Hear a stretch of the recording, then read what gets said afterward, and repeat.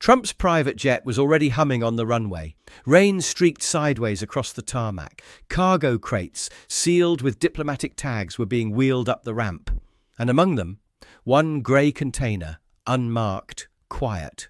But with the faint outline of a royal seal someone had tried to peel away.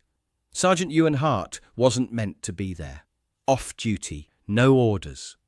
But the moment he saw that crate, he didn't blink. He stepped forward, alone, onto the runway. And within the hour, Trump's flight was frozen mid-departure. What was in that crate changed everything, and why it almost left British soil starts right here. Before we show you what Hart found inside, tap the subscribe button. Turn on the bell icon and drop a comment telling us, would you have stopped the plane or let it fly? The runway lights at Heathrow cut through the drizzle like search lamps in a fog, pale, cold beams stretching across the slick black tarmac. The hour was late enough that most travellers were asleep in hotels or lounges, but this section of the diplomatic wing never truly slept. Ground crew moved in practiced silence, pushing steel carts and securing orange-tagged containers into the underbelly of a waiting jet, a sleek Gulf Stream with its staircase already lowered and its engines ticking with quiet warmth. The rain hadn't thickened, but it was persistent, clinging to everything, draping the air in silver threads. Inside the departure lounge, a muted television flickered above a bank of windows. No one watched it, but its crawl along the bottom of the screen continued unbroken. Breaking. Palace declines. Comment on rumours of missing artefacts from royal collection. The camera outside, or if there had been one, would have picked him out easily. Sergeant Ewan Hart stood near the secondary tarmac gate, partially obscured by the stone archway, but unmistakable even in half-shadow. His greatcoat was dark with rain near the cuffs, though he hadn't once reached to shake it off. Beneath the coat, a ceremonial tunic pressed sharply at the collar, red and crisp.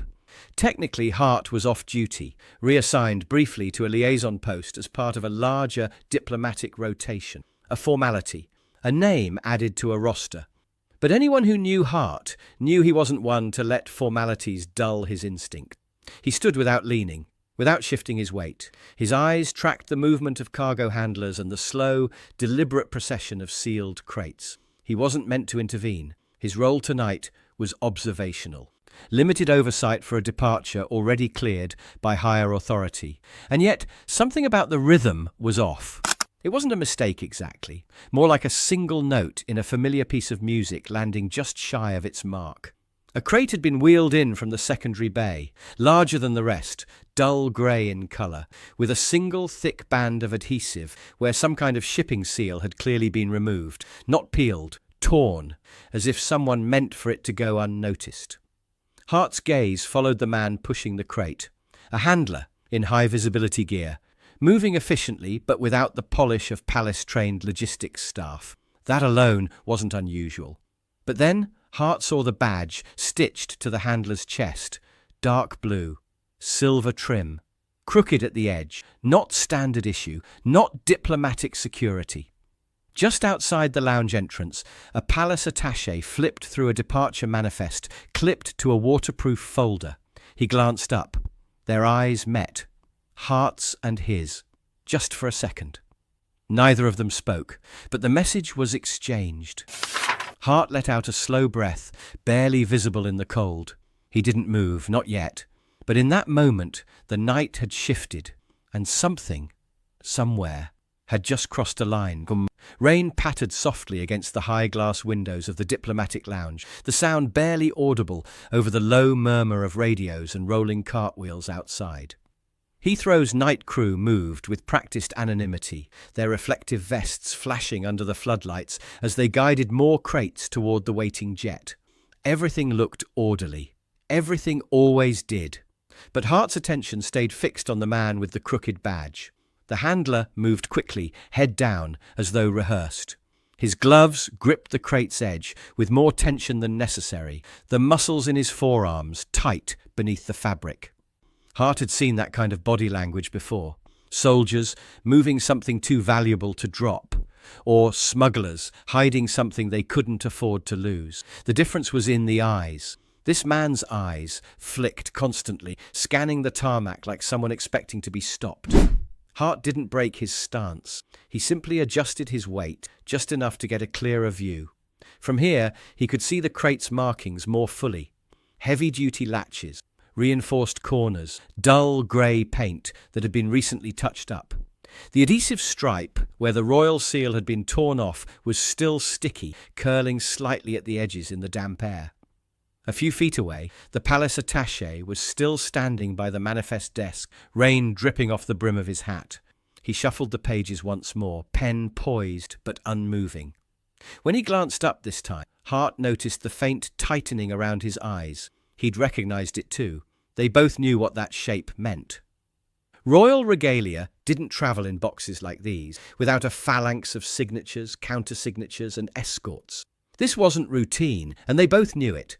But protocol had its own inertia, and for the moment the system was in motion.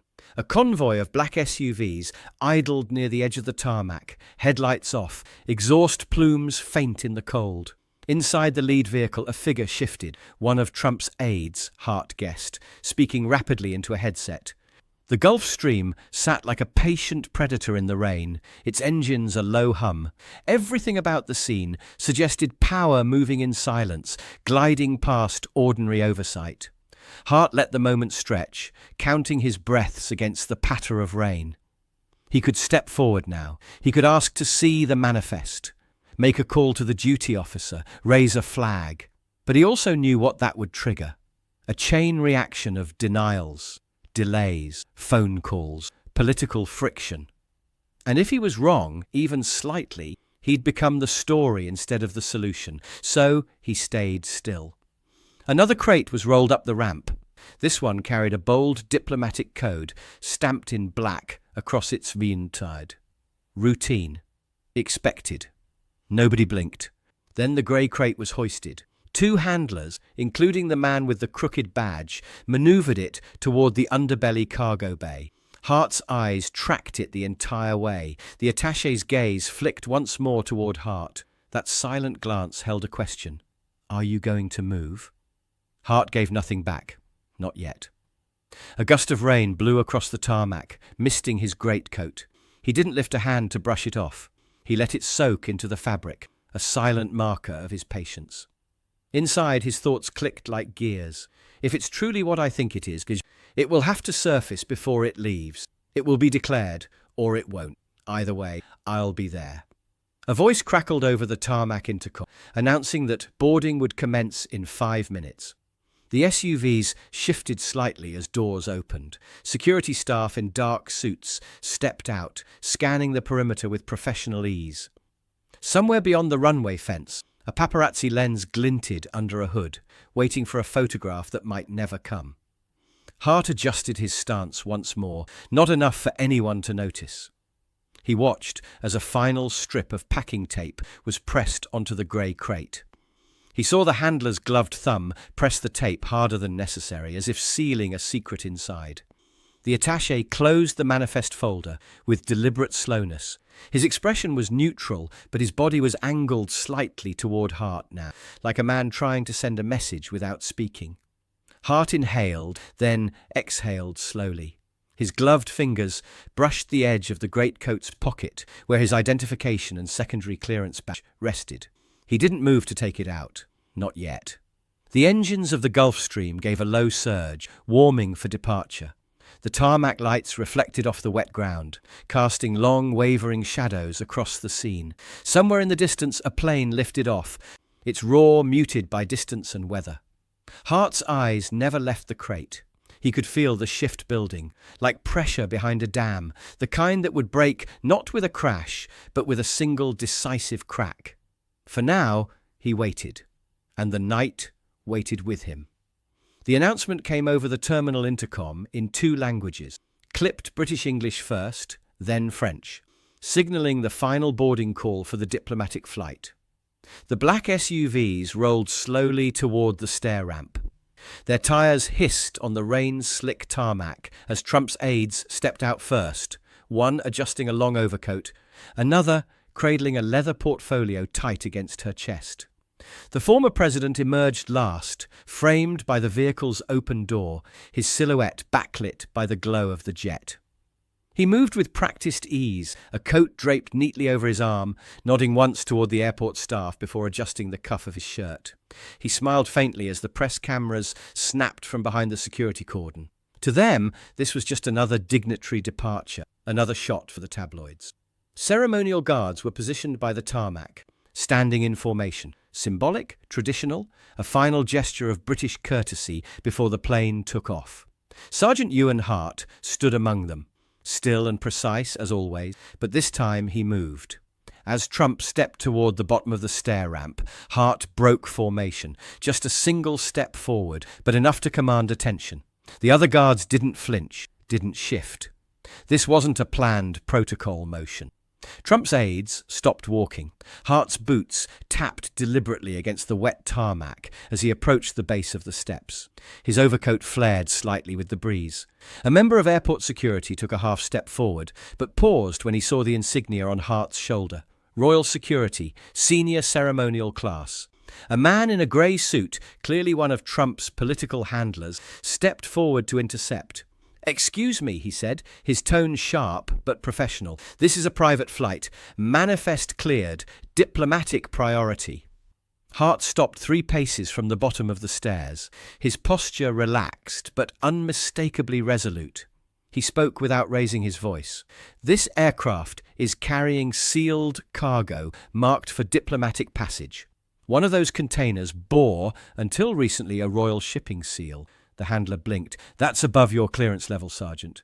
This flight was cleared by both embassies. "Not without inspection," Hart replied calmly. "Not if it includes anything belonging to the Crown." Trump himself stepped into view atop the ramp. He looked down, half amused, half puzzled. "Something wrong, soldier?" he called, his voice carrying over the engine. "You boys usually just salute and smile." Hart didn't look up. He kept his eyes on the handler, then turned slightly toward the aviation officer standing near the stair rail.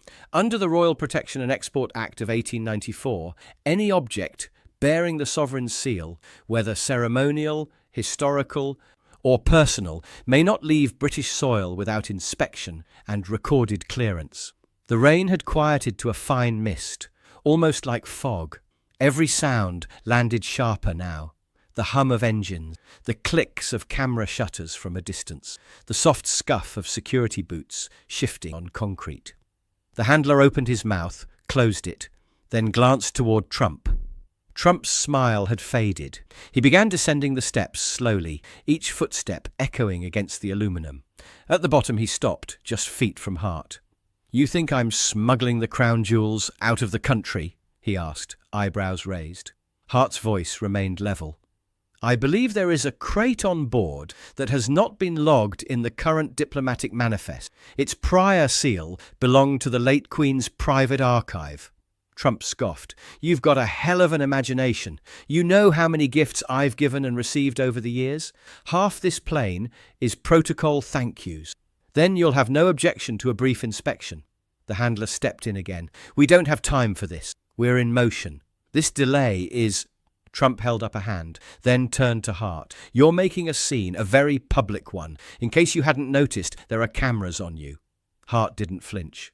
"Then the inspection will be conducted with even greater care." There was no aggression in his tone, just purpose. Trump's jaw flexed. His gaze dropped for a second toward the Gulfstream's cargo hold, then back to Hart. "You don't have authority to board," he said, testing the edge. "I do now," Hart replied. "By order of the Royal Security Liaison, Article 4. The aviation officer stepped forward, lifting a tablet. "Confirmed," he said. "Clearance updated 3 minutes ago. Crate in question is flagged for secure check. Sergeant Hart will accompany our team." Trump didn't respond. His expression calcified into something harder than irritation, not rage, but calculation. He turned away without a word and walked back up the steps. Hart turned toward the jet. 2 other guards flanked him now, both in full ceremonial attire, their gloves white and steady against the rain-dark fuselage. The 3 men climbed the stairs together, Hart in the centre. The moment was stark. Photographers behind the barriers adjusted their lenses. The red of the guards' tunics, the silver of their buttons, the wet sheen of the jet, it all became tableau. Rain gathered on the ramp. Engines hummed low and steady, and inside that plane, just ahead, waited a crate. Not yet opened, not yet understood, but no longer unnoticed. The cabin lighting inside the Gulf Stream was subdued. Soft strips of gold recessed along the ceiling, casting a warm glow that barely reached the floor. The air was still, tinged with leather polish and faint aviation fuel. Hart stepped aboard with practiced quiet. The narrow aisle muffled his boots, though every footfall felt as loud as a gavel in that confined space. Behind him, 2 ceremonial guards followed without comment. They were younger, trained for formality, not this, but they carried themselves well. No hesitation. A member of the diplomatic crew gestured toward the rear cargo hold, a compact space accessed by a side door just behind the galley. The door clicked open under the officer's access card, revealing a chilled, narrow storage area lined with custom shelving and secured mounts. The grey crate sat at the centre. Hart took one slow step forward. Its surface gleamed faintly under the cabin light. The adhesive scar from the removed seal was still visible, a dark outline in the shape of the Royal Archives' triangular crest. The crate was large enough to hold multiple objects, but small enough to be passed off as equipment or ceremonial storage. Hart reached into his inner coat pocket and withdrew a velvet pouch. Inside was a compact toolkit, not for force, but for reverence. Inspection gloves, a seal opener, a handheld scanner for code verification. He donned the gloves slowly with the kind of precision reserved for ritual. The latch clicked, then the second. He opened the crate. Inside, layers of dark blue velvet draped over gently packed objects. Not modern materials, not bubble wrap or foam, but the kind of cloth used in royal storage rooms for centuries. Even the folds felt intentional. Hart pulled the cloth back with care. The first object revealed was a silver ornament, unmistakably royal in design, a coronet clasp used in investiture ceremonies dating back to Edward VII. Delicate, antique, museum grade. Beneath it, a sealed cylinder, stamped in wax and wrapped in a sleeve marked Summit Brief, Moscow. It bore the insignia of the Royal Foundation, but had no clearance log, no digital record. Someone had registered it as personal cultural materials. Vague, convenient. Hart continued. A folded parchment lay near the centre, its corners held in place by soft restraints. He could see the edge of the royal cipher, ER, embossed in red ink, only now partly faded with time. This wasn't a copy. It wasn't even the kind of document kept in archives. This was personal, and atop it all, placed with a kind of reverence that suggested its importance to someone, perhaps too much important, was a sealed envelope. Cream parchment, no address. Just one mark, in black wax, a hand-drawn cipher of the late Queen herself. Hart's hand hovered above it. He did not reach to open it. He didn't need to. The envelope was small. It held no more than a page. Perhaps 2, but it weighed more than anything else in that crate. Behind him, one of the younger guards shifted slightly. "Sergeant?" he asked, his voice quiet, uncertain. Hart glanced back. "We record. We do not disturb." He produced a scanner and took a slow pass over the objects, logging each with photographic time stamping and encoded metadata. The scanner beeped softly as it registered the pieces. Coronet clasp, seal cylinder, envelope, foundation ribbon, summit log. Every detail was noted. Nothing was opened. And still, the silence in the cabin had changed, because this wasn't just about paperwork.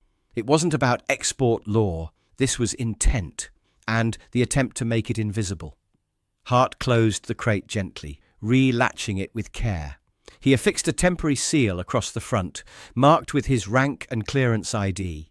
Then he turned to the crew member who'd escorted them in. "Cargo is no longer in compliance. I'm authorizing removal under secure escort. Inform Flight Command." The crew member hesitated only a second, then understood. As they stepped back out of the cargo bay, the murmur of voices from the main cabin returned, distant, muffled. Somewhere up front, Trump and his aides were talking. Hart could hear a heated voice, though not the words. A storm forming on the other side of the wall. The door to the tarmac opened once more. The misty air rushed in, sharper than before.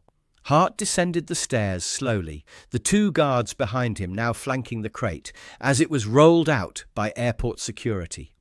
Two aviation officers in raincoats met them at the base of the ramp. One signed off on the transfer. The other stepped aside to let the armoured vehicle reverse toward the jet. Backlit by the plane's headlights, the moment looked surreal, like a scene captured from a photo decades too late to alter history, but just soon enough to remember it. And then came the voice. "Sergeant?" Hart turned. Trump stood at the top of the stairs, coat now buttoned, his hand resting lightly on the rail. The charm had vanished. So had the pretense. His voice was low, but audible across the distance. "You're making a mistake." Hart didn't answer. Not yet. Trump descended. And the confrontation the night had been circling around finally began. The rain had slowed to a mist again, but the air had thickened. Not just with damp or cold, but with a kind of tension that didn't move. Trump stepped down the last of the stair ramp, his polished shoes landing with a wet tap against the tarmac. He moved slowly, each step deliberate. No bluster now, just control, or the illusion of it. Hart remained still, his posture straight but not aggressive. The ceremonial overcoat hung heavy with water along the hem. His gloves still bore a sheen from the sealant he'd used on the crate. Behind him, the armoured vehicle began to pull away with the confiscated crate inside, flanked by two airport security personnel. Its brake lights glowed faint red through the fog. Trump's eyes tracked it, then returned to Hart. "You don't know what you just interrupted," he said. "That crate wasn't stolen. Those items were personal, gifts, tokens of goodwill for the summit. You know how this works." Hart didn't reply. Trump stepped closer. Only a few feet remained between them now. "I had permission," he continued. "The king knows. We spoke about it over breakfast last month. We reviewed each item. Everything in there was cleared informally." "Nothing formal is informal," Hart replied, his tone even. "If it's not recorded, it does not leave." Trump gave a half laugh, sharp and dry. "You think I'm trying to sneak out of Britain with a crown jewel?"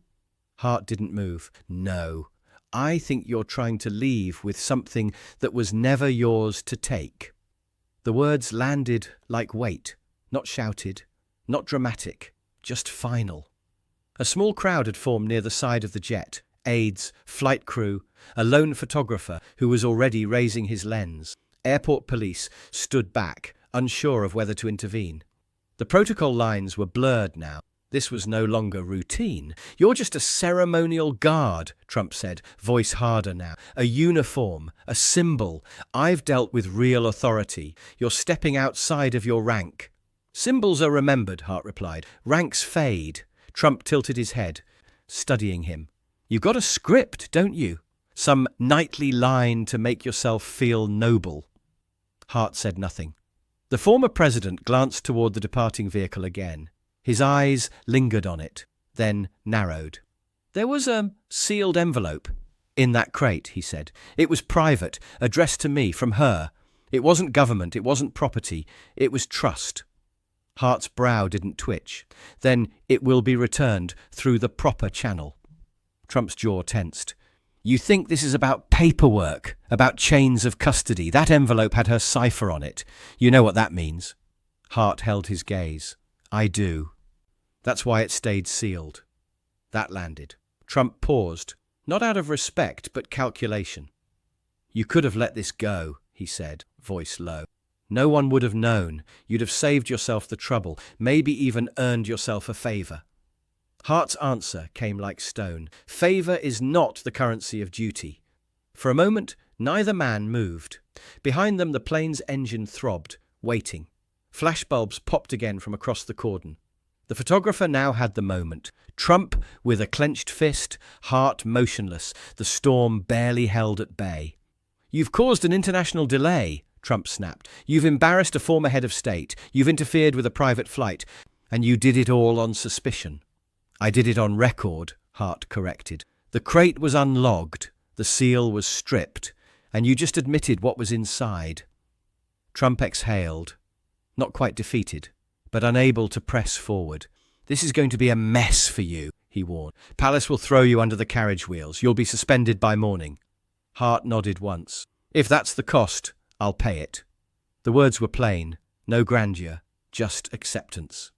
Trump looked at him again, longer this time, searching for something, maybe weakness, maybe doubt. He didn't find any. The mist pressed in around them. The ceremonial sash on Hart's shoulder had darkened with rain, but he stood as if he were still in the palace courtyard, composed, unshaken. A flicker of something crossed Trump's face, not fear, not regret, something older, recognition maybe. "You're wrong about one thing," he said. "That crate didn't belong to the state. It belonged to memory, to history. She wanted me to have it." Hart's eyes held his.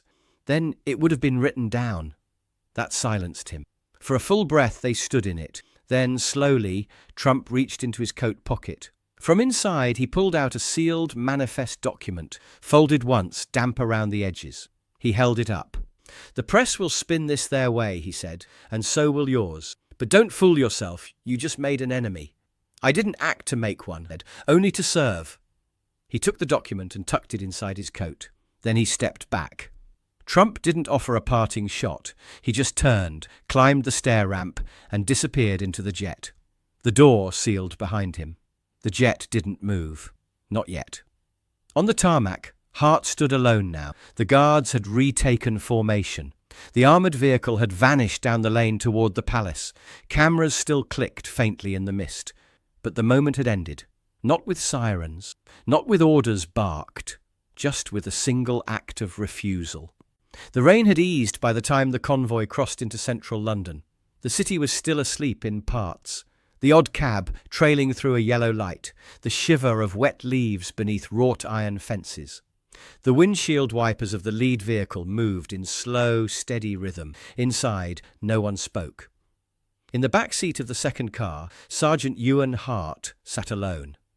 The crate had been transferred to a sealed compartment, now locked behind a rolling gate within the palace grounds. Hart didn't ride with it. That wasn't his place. His part had ended once it left the tarmac, but his mind hadn't. He sat upright, his greatcoat still damp against the seat, gloves resting in his lap. His eyes stayed on the misted window, not to watch the buildings pass, but to make sure they were still there, still fixed, still unchanged by the night. The palace loomed ahead, not lit grandly as in tourist postcard, but calmly. A few windows dimly glowing, a pair of lanterns burning beneath the arches. They passed through the north entrance, the gates shut behind them. Hart stepped out into the courtyard as the clock chimed 5.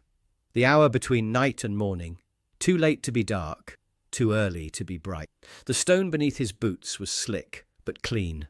2 footmen crossed the far hall, speaking in hushed tones. A steward emerged from the side corridor, clipboard in hand, but paused only long enough to nod before vanishing again.